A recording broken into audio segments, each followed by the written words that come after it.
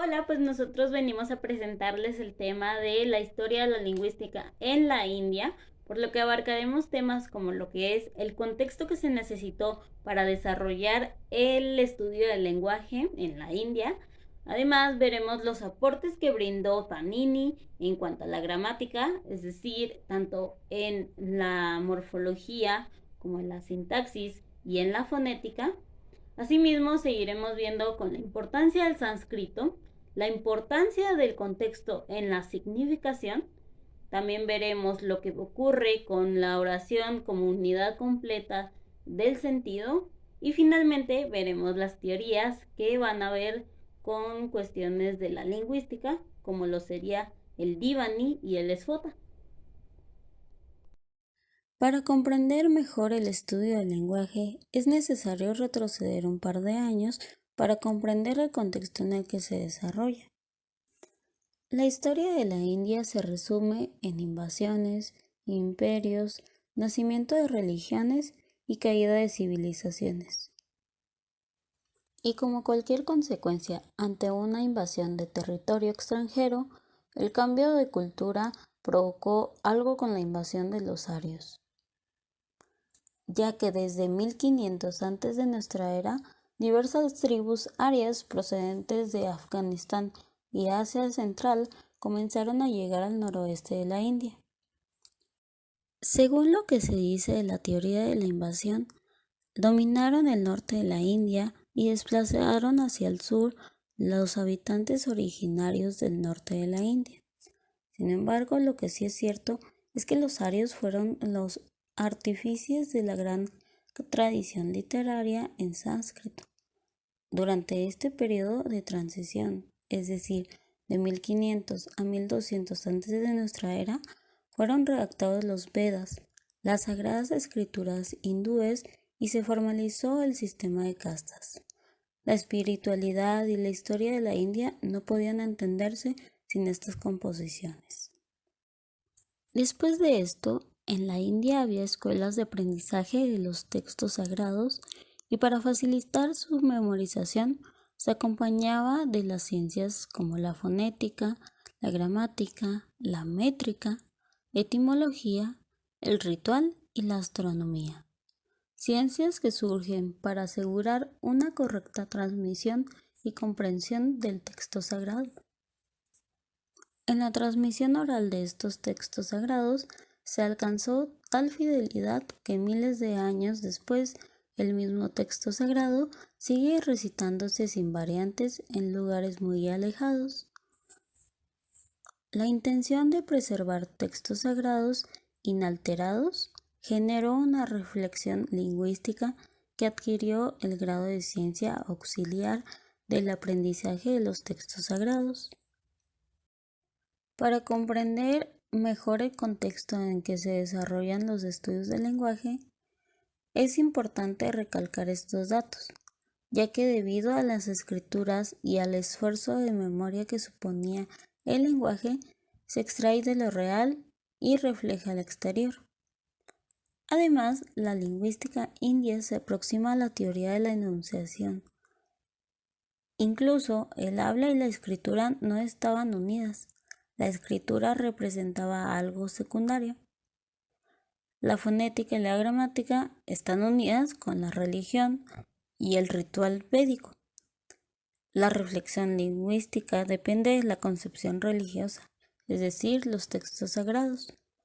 Y finalmente la influencia de lingüistas como Panini en los estudios sánscritos en Europa desde 1800 fue profunda y duradera.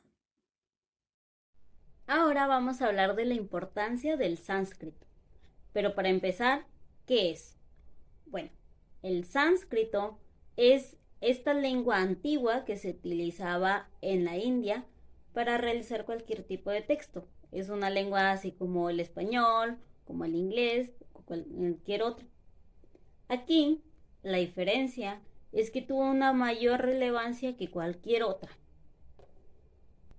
Su significado es ser una lengua culta, perfecta o incluso le llamaron también la correcta debido a las reglas gramaticales a las que se ha sometido.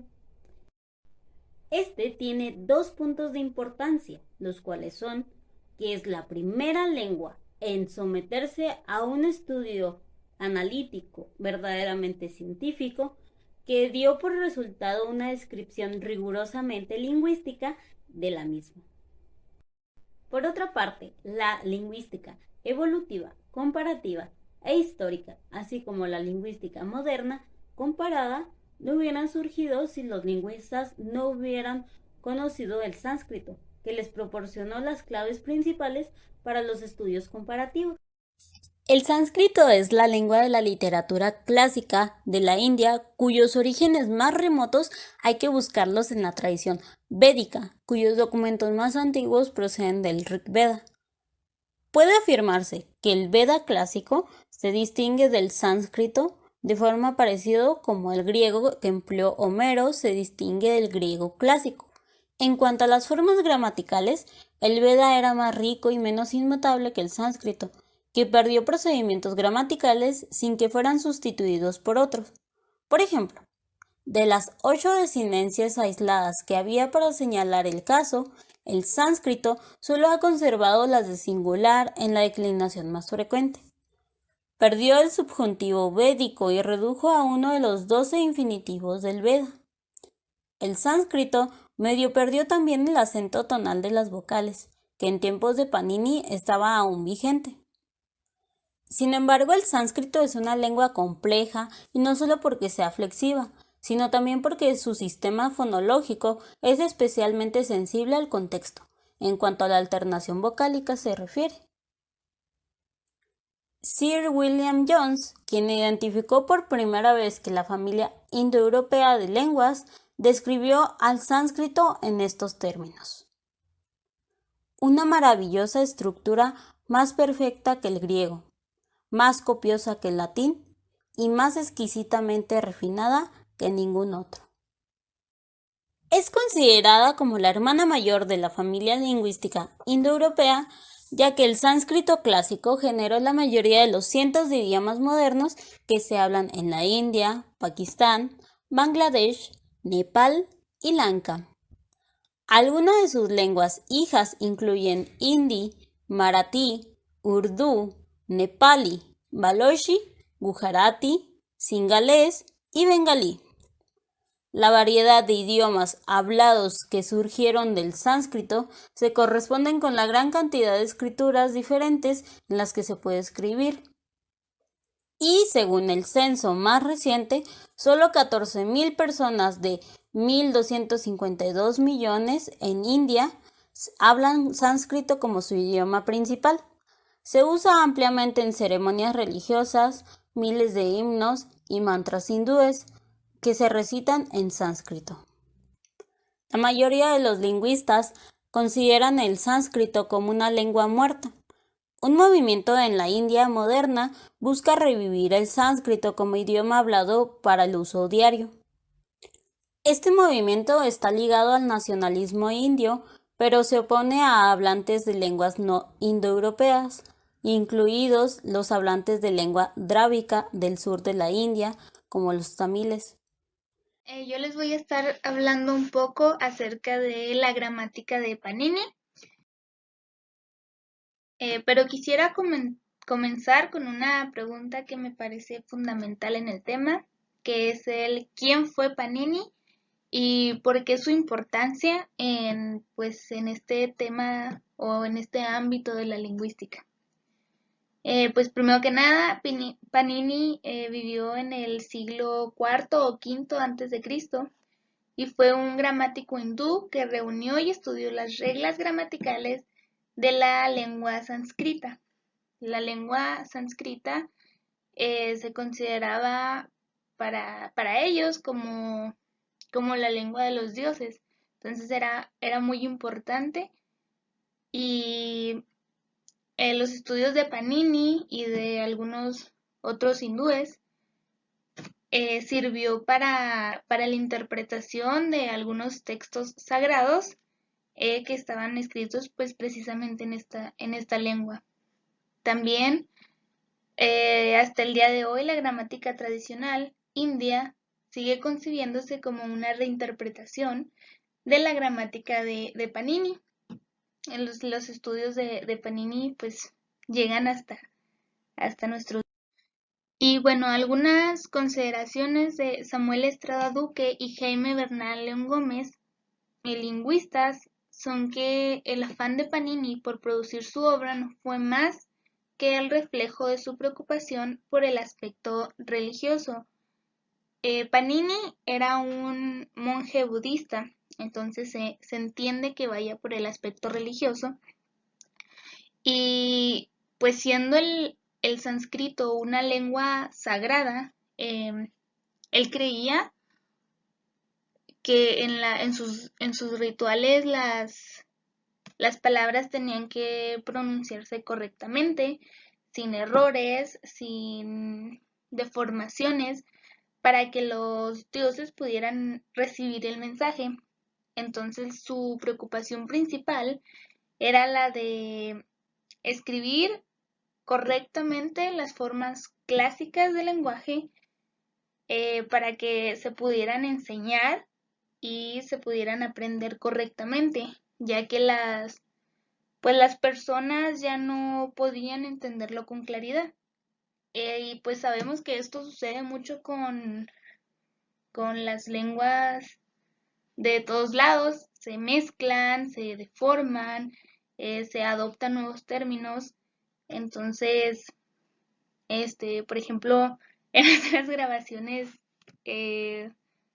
me encontré diciendo la palabra pos, o, o nos encontramos a gente que dice aiga, o a veces hablamos el Spanglish.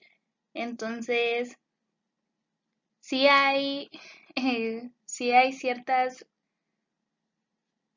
pues vaya, deformaciones en el lenguaje, y también algunas mezclas, como lo son la mezcla del español con el inglés.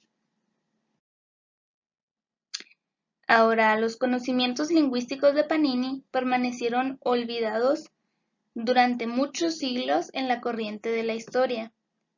Cuando Alejandro Magno llega a invadir la India, pues los hindúes no se detuvieron a platicarle los conocimientos que ellos habían adquirido, y pues sinceramente los conquistadores tampoco se tomaron el tiempo de preguntarles. Entonces ya fue hasta mucho tiempo después que Saussure o Chomsky reconocieron el valor del trabajo que había hecho Panini y rescataron algunas características, algunas herramientas útiles que encontraron en el trabajo de este personaje.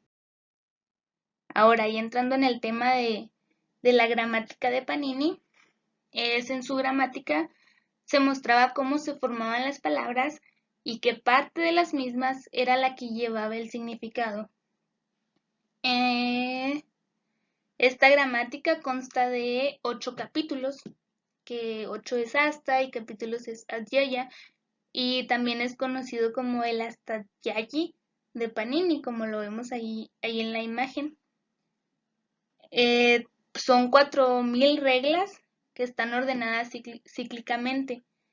También son llamadas colección de pequeños aforismos, y pues tiene la particularidad de que cualquiera de ellas se basa en la que está inmediatamente antes, y también son un sustento para la que le sigue.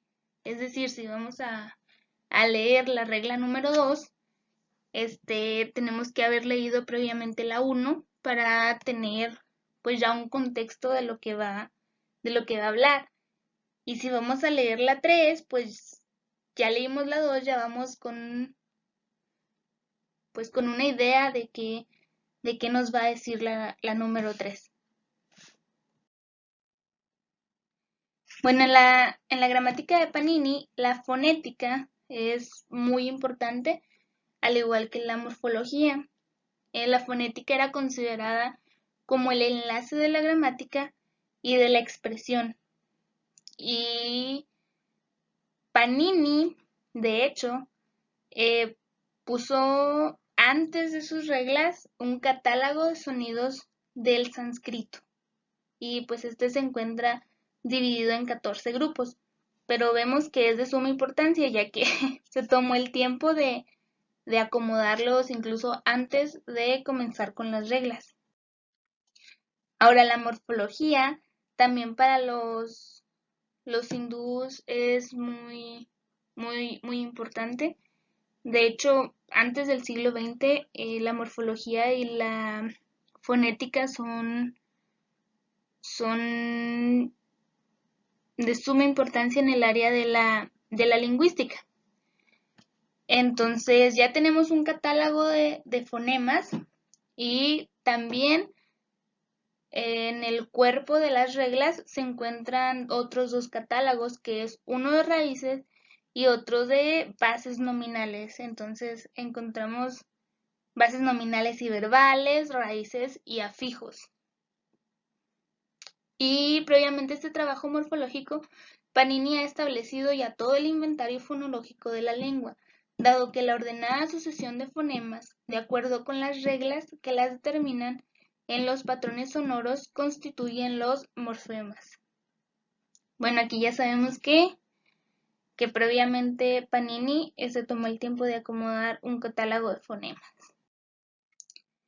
Y hablando de la sintaxis, pues en este tiempo, en el tiempo de Panini, todavía no tiene mucha importancia.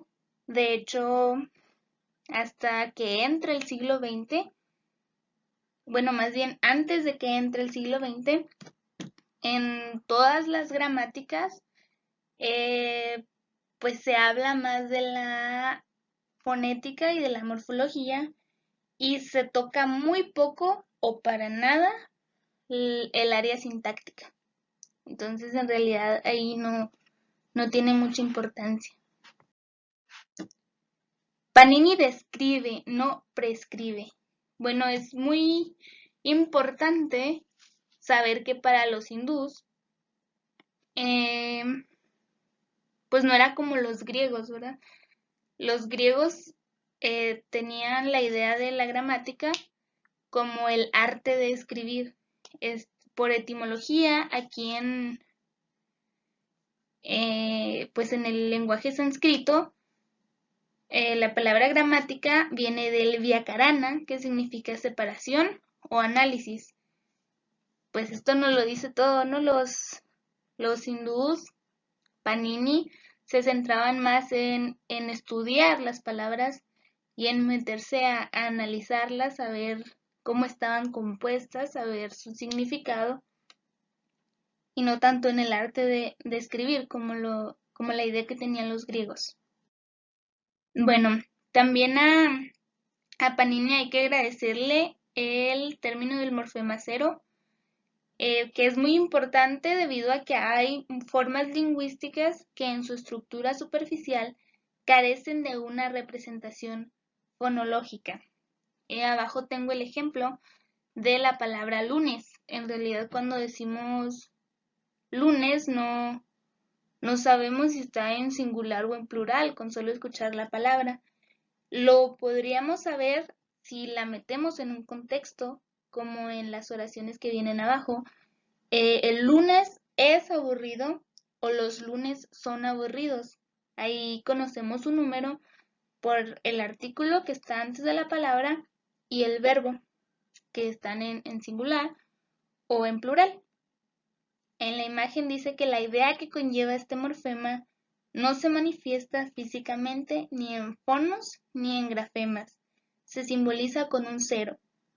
En la palabra flores, la terminación es un morfema flexivo que indica plural, mientras que en flor no hay terminación extra, entonces se escribe un cero, que es el morfema cero que indica el singular.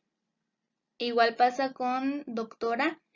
La A es un morfema flexivo que indica el femenino y doctor no tiene un morfema A, entonces se escribe un cero y indica el masculino. No tenemos que escribir doctoro para saber que es masculino. Bueno, yo les voy a hablar un poco sobre lo que es la importancia del contexto en la significación. Tenemos claro que existen hechos extralingüísticos que intervienen en el proceso de comunicación verbal e influyen en los modelos de producción y comprensión de mensajes por parte de un hablante oyente de comunicación. En el lenguaje sánscrito, que es del que hablaremos, existe una relación religiosa, filosófica, que se entiende como una referencialidad de contexto.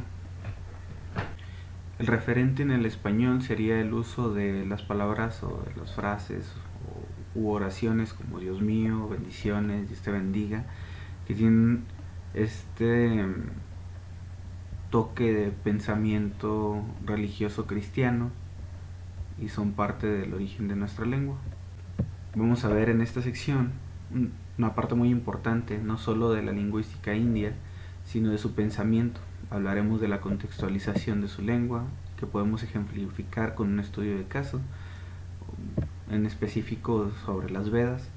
Las Vedas literalmente son conocimiento en sánscrito. Están conformadas por 4 textos que son los más antiguos de la literatura india. El más antiguo se llama Rig Veda, y el cual fue compuesto oralmente allá de los años 1500 a.C. Los otros 3 libros se pueden considerar que son reescritura de este. ¿Y por qué viene a colación estos textos? Bueno, cuando queremos hablar de la filosofía del lenguaje del pensamiento indio, este se deriva de las Vedas.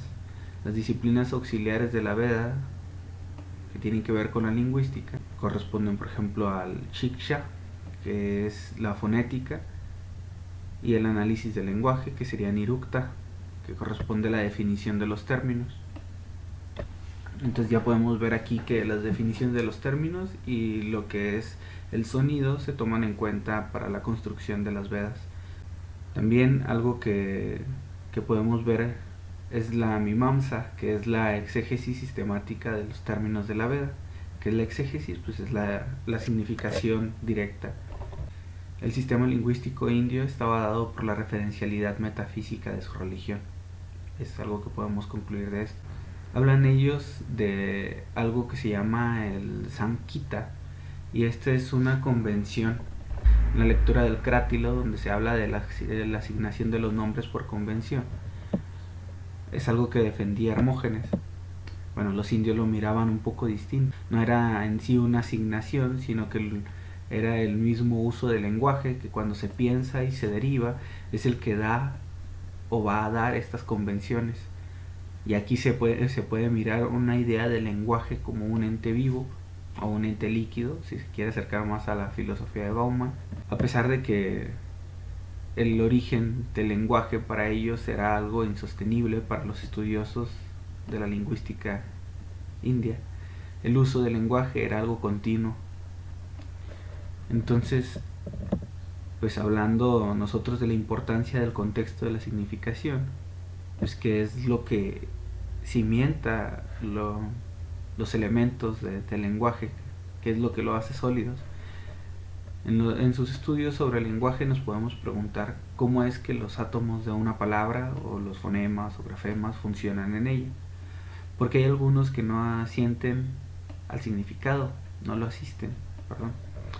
Al igual que las palabras en una oración. Entonces, ¿qué es lo que hace que las palabras mueran de significado y nazcan como un significado completo, por decirlo de alguna manera? La respuesta para estos lingüistas hindúes estaba en la mimaska o mimásica. Tenemos una palabra y podemos analizarla con el smarana, que es otro de los términos que ellos utilizaban, que es una parte de la memoria. Y las otras palabras o sus huellas, que también corresponde a otro término que ellos utilizaban, que es las samskaras. Entonces la mimásica y las samskaras engendran un significado como un todo.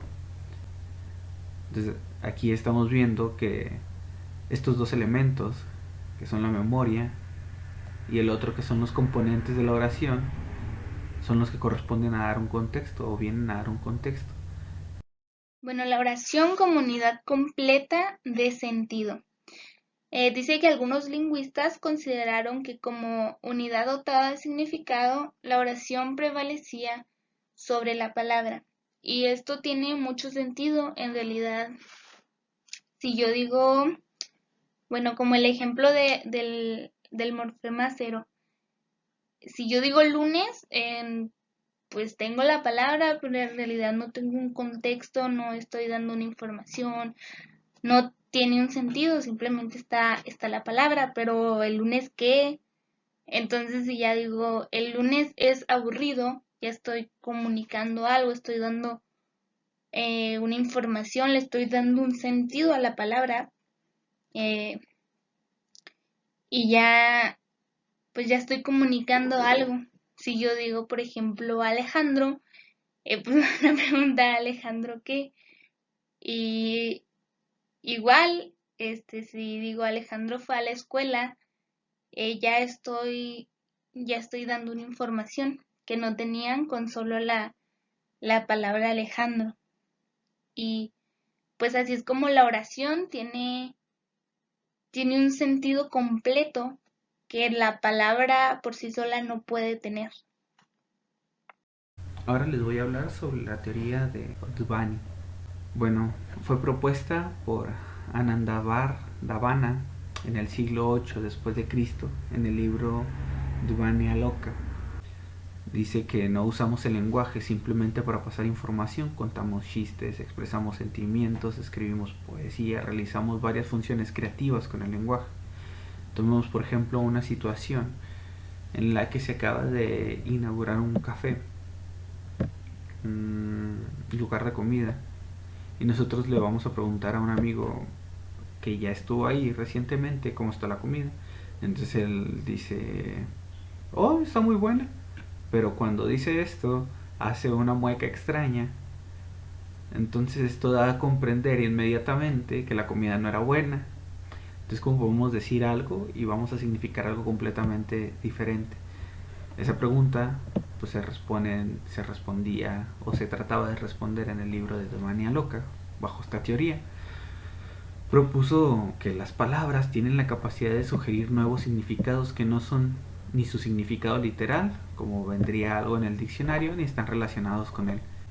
Un ejemplo simple y clásico en una expresión del sánscrito tiene una frase que dice Arkas tam gatam, que significa el sol se ha puesto. Esta frase significa así literalmente que el sol se ha puesto. Entonces, esto no solo sugiere el hecho de que se está poniendo el sol, sino tiene diferentes factores contextuales a los que se puede atender. Si una madre le dice el sol se ha puesto a un niño, no solamente es el hecho, sino está tratando de decir que ya es hora de que se meta a la casa. Si un brahmana se lo dice a un compañero brahmana, sugiere que ya es tiempo de realizar los rituales vespertinos. Si un ladrón lo dice, sugiere que ya es hora de ir a robar porque ya se metió el sol, ya no lo van a ver. Entonces, esta teoría es lo que decía, que cuando nosotros estamos hablando no corresponde simplemente a lo que decimos, sino a la contextualización real que hay detrás de lo que nosotros estamos diciendo. Ahora voy a hablar un poco sobre la teoría de Spota. Esta teoría, que fue desarrollada por Bhartrhari en aproximadamente el siglo V después de Cristo, y en una obra o en un libro que se llamaba Vakyapariyam. No es una teoría del significado como acabamos de ver en la anterior, sino que es una teoría general sobre la naturaleza del lenguaje, es una visión del lenguaje. Antes de este libro consistía en que las palabras y las oraciones se transmiten diferentes respectivos significados, y Bhartrhari buscó acabar con la dualidad del significado y el portador del significado. Propuso que el lenguaje y el pensamiento son los dos aspectos del mismo principio. A ese principio lo llamó Sabda Brahmana. También creía que este principio del habla es innato en cada uno de nosotros. Esto tiene como que relación más cercana ya a la teoría del lenguaje de Chomsky. Se considera que cada uno de los sonidos que conformaban la oración, las palabras, que eran una clase de invocación al significado, se consideran que los fonemas eran una unidad irreal de la palabra. Y con irreal nos referimos a que es una unidad no constitutiva en realidad, eh, por una ley de que dé significado o por algo que esté fijo y que sea así siempre. Entonces como que hay aquí podemos ver que hay más también esta liquidez en la misma oración, en el lenguaje, como ya habíamos visto también del contexto para el significado. La palabra también era una unidad irreal de la oración, y así la oración era una unidad irreal del párrafo, y esta era una unidad que tampoco no era última, sino es parte de un capítulo de un libro. Y en esta jerarquía lingüística, lo único que no tenía una realidad indivisible era la ignorancia o la limitación humana. Entonces, donde hay diferencia entre las partes, debe haber una identidad subyacente, o esto no tenían relación con el extremo y formarían también un mundo aparte.